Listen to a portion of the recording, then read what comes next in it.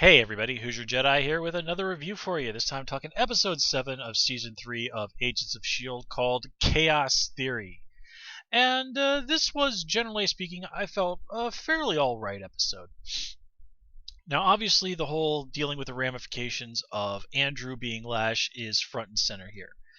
And there's some really great performances here from Ming-Na and the guy who plays Andrew, whose name I can't remember because I can never remember actors' names. You know, those scenes in Hawaii are delightfully goofy, but very heartfelt, very real.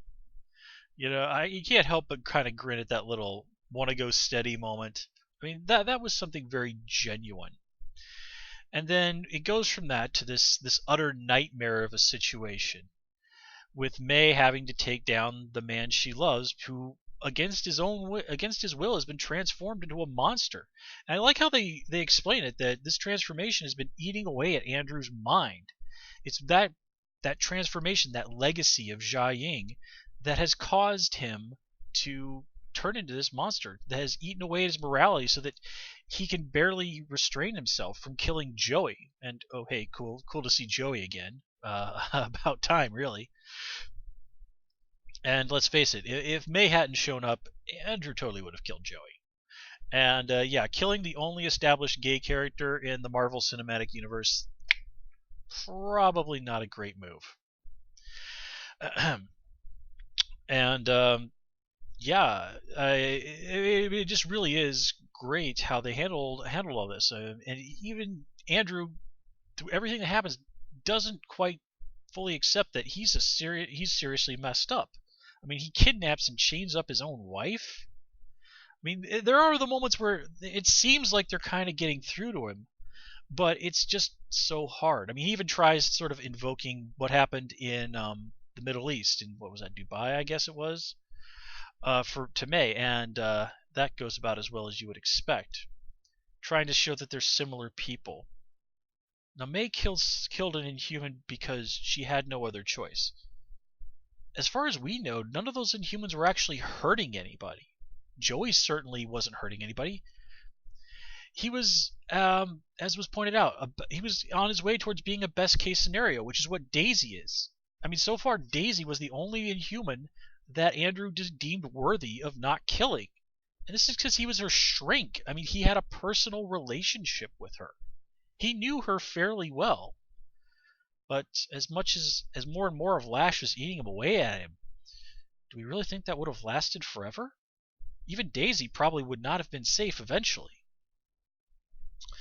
And that really kind of led to that whole situation of, you know, May, like, how did you know that wouldn't kill him? I didn't. Like, which is the most cliche thing in the world, but it still works.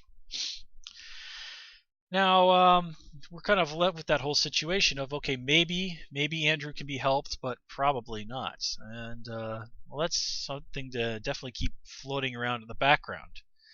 And even if they do, I mean, okay, let's say there is a cure for this. Well, doesn't that cure then become a weapon? I mean, this is kind of something that sort of played out in the X-Men comics, where they thought Kavita Rao had found a cure for the mutancy. And of course, people were like, "Oh, hell yeah, let's turn that on the mutants, even if they don't want it." But that's an aside. Now, also this episode, we have to stop. I want to stop and think about how this sort of works with, you know, in regards to Daisy. Well, okay, here's another person whose life her mother has ruined. This is another friend who has basically been destroyed by a Terrigen crystal. Ooh, scratch another black dude, by the way. Well, okay, Andrew's still alive, but you kind of get where I'm going with this. I mean, hey, Agents of S.H.I.E.L.D., please don't turn into The Walking Dead. Okay, that's perhaps a little unfair, but all right, I'm kidding. But yeah, as was pointed out, Daisy is the best case scenario. Lash is the worst, and Joey is somebody who could really go either way. I mean, when we first met him, of course, he was completely out of control and unintentionally was causing all this destruction. Now we see him he's got this under control pretty well, and he's excited, even eager to go out there and do good in the world.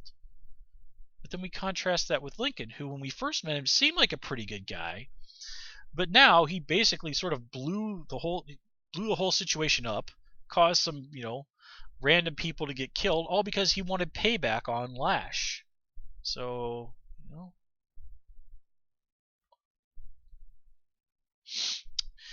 and I also have to say, it was really cliche as hell for Daisy to be the one that saved Rosalind. But sometimes you have to go for the obvious moves because, well, sometimes doing something else just wouldn't really be in the best interests of storytelling. Hey, speaking of Rosalind, she and Coulson have apparently done the nasty as of this episode. Now, I gotta ask people. I gotta ask. When we saw that scene and it was clear what had happened in that situation, am I the only one that had the Lonely Islands "I Just Had Sex" start playing in their head? Please tell me I'm not the only one who thought of that song. Okay, maybe okay, maybe I just have weird taste in music. Okay, let's just leave it at that. Let's see here. Yeah.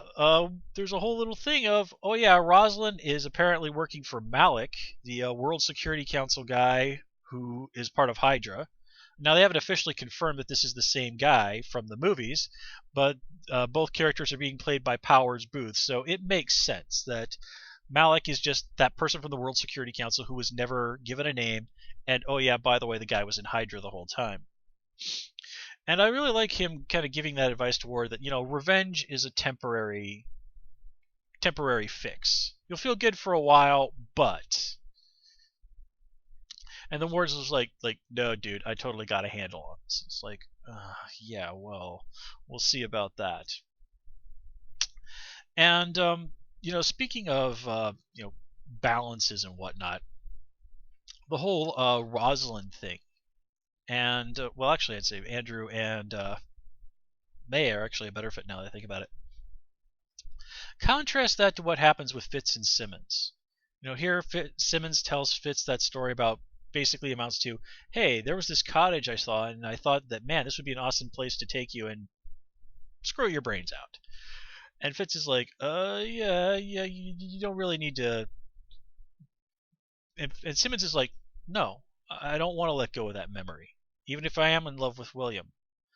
And what I really like about that is it's very honest.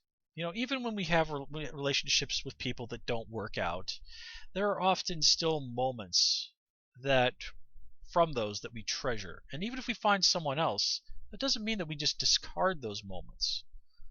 I mean, really, why would you want to discard a moment of beauty, a moment of honesty, a moment of intimacy?